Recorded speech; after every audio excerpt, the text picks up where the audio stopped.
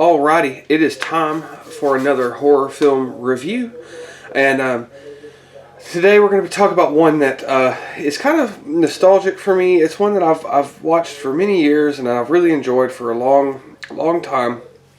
And honestly, recently it's kind of gotten a little bit of a bad reputation. I mean, I wouldn't really say bad, but there's a lot of people call it really generic, and I mean, I guess it is, but I really enjoyed it, and I remember at the time it was, it was very good, at the time that it came out, and it kind of fit with a lot of the films that were coming out around that time, especially like it really reminds me of the Texas Chainsaw Massacre remake from 2003.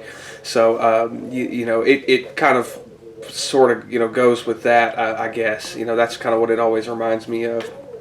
But the movie we're going to be talking about today is going to be Wrong Turn. And, I really enjoyed this movie a lot. It did spawn many sequels, of course. And this is just the plain... I've had this DVD for a long time, but this is just the DVD that came out, with the release. And it's got a few special features on it. It's got some deleted scenes, and it's got commentary and things like that. I think it's got a short little documentary with Stan Winston on it, kind of talking about some of the effects. So that right there, having said that, Stan Winston did do the effects on this, or I believe, I don't know if he did all of them, but I'm almost positive he at least had a hand in designing the crazy cannibal hillbilly, people in this movie. So, like I said, this movie came out in 2003, same year as the Texas Chainsaw Massacre remake, and it was directed by Rob Schmidt and written by Alan McElroy, and it stars, and it was produced by Stan Winston. Stan Winston was one of the producers on this film. So sorry, I forgot about that. It stars Desmond Harrington and Elijah Dushku and Manuela Shariki, I think is how you say that. Jeremy Sisto and Kevin Zegers, and excuse me, I apologize. And then ones that are not, the Cannibal Hillbillies are played by Julian Richings, who plays Three Finger, Gary Robbins, who plays Sawtooth, and Ted Clark, who plays One Eye. So those are the, I guess if I kind of just gave it away a little bit, again, I'm not going to spoil too much. I don't like to spoil anything for anybody who may not have seen it.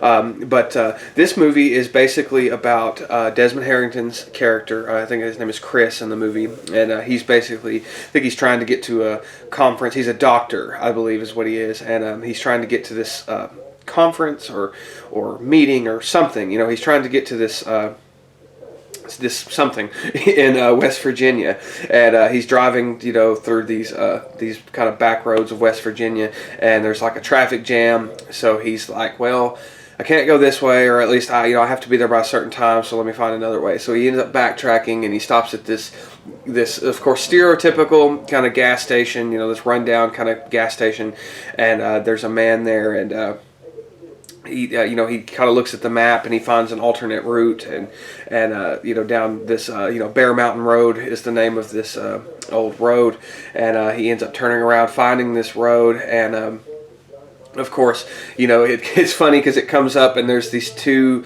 it's a really funny moment because, I guess you come to two roads diverged in Yellowwood, and there's one that's really dark and spooky, on the left, which is the Bear Mountain Road, or actually, I guess you don't really know which one it is, and then there's the one on the right, which is, nice, bright, and I believe it's still even paved, if I'm not mistaken. So he takes the dark and shady road, the real creepy looking road, and out in the West Virginia forest, or the forests of West Virginia, I guess I should say. And he's driving along, and while he's not paying attention, he slams into this other vehicle that's in the middle of the road, and they have this horrible accident. He ends up getting out. No one's hurt, and he gets out, and apparently the other car had been... not, I don't want to say totaled. They had a flat tire, is what it was, because somebody had left barbed wire in the middle of the road, or razor wire, and so They think that's a little odd, but for some reason they decide to kind of trek off out into the middle of the, even further down this road instead of just turning back around and going to the gas station, which is probably what I would have done. So I guess I can see kind of how some people would say this is kind of silly in that sense. Is just the fact that they could make kind of some dumb decisions, but it doesn't bother me. I think it's fine. I think it kind of adds to it, and of course, none of these characters are particularly likable, except for there is a young couple that I like their kind of dynamic. Their dialogue is a little silly, but I think that they're kind of interesting. They kind of lead on, and I meant to. Sorry, I forgot to mention this. There are 5 people in this accident that has occurred. Sorry, I guess 6 in total. There's Chris and his car, and then there's the other group with Eliza Dushku and her friends. So it's her, and then one young couple, and then another newlywed couple. So they decide to kind of go off and venture even further down this road, and of course they come across this old this old kind of rundown looking house out in the middle of the West Virginia woods, and of course then our crazy mutant cannibals show up, and it leads to a really tense scene of all of them hiding in the house, and just they're kind of they've killed the other couple from this group, and they're basically preparing them and getting ready to cook them, and it's very it's very tense. They're hiding under the bed. 2 of the other ones, the other couple, are hiding in the closet, and they're just kind of watching all this happen. And they end up getting out the next morning and escaping, and of course that a chase kind of ensues, and this group of the 3 mutant hillbilly cannibals is hunting them basically the rest of the movie. And so that's kind of the basic plot. Again, I'm not gonna give anything away, but that's really just kind of what's going on as they're being hunted in this movie. It's very much usually how I describe this movie is, if anybody ever asks me about it, I say it's like a really good combination of The Hills Have Eyes and the Texas Chainsaw Massacre, because it's got that kind of backwoods sort of feel to it. It's in the backwoods of West Virginia. And they're being pursued by these mutant cannibal hillbillies, and all the I keep wanting to say creatures. I'm sorry. I guess they kind of are, but the hillbilly family, Sawtooth, Three Finger, and One Eye, they all look great, and they're super creepy. They all kind of have their own sort of personality to them. They don't speak or anything like that, but they they just kind of communicate in grunts and groans and things like that, and you really feel that they've really kind of spent, that they are kind of a family in a way, and we don't focus too much on them in this movie. Of course, in later sequels, it does kind of flesh them out a little bit more, and we'll get into that later, because I do plan on covering all these. But, for the most part, this is just a really good little kind of standalone horror film. If you want to watch, something, like a backwoods kind of mutant cannibal hillbilly horror film, this is absolutely up there. It's a really great film. The effects are really great. We get some really interesting kills. We don't get a lot of, the one thing I can say about this movie, that I guess is a complaint, is it kind of blows its kill load kind of early. So like a lot of the kills, a couple of them are off screen, so we don't really see them too much. But a lot of the really interesting and the really good kills kind of take place at the very beginning. So this movie really starts out fast-paced and moving really quickly, and then of course it kind of slows down in the middle, and the whole middle section of it does kind of there is still quite a bit of tension, but it does kind of slow down a little bit, and we're just kind of following the group of the group of 3 survivors that are running away from these hillbillies, which is Eliza Dushku's character, Desmond Harrington, Chris, and then the other girl, I think her name was Emanuela, who plays Carly. They're the 3 survivors in this situation, and of course they're just trying to kind of escape the woods, try to contact someone But and like I said, that doesn't take anything away from it. It does just kind of, like I said, slow down just a little bit, but it does pick up again towards the end. I didn't really like the climax as much as like I remember whenever. Oh, excuse me, I apologize. Whenever I sat down to watch this again, I didn't enjoy the ending as much as I remembered enjoying the ending.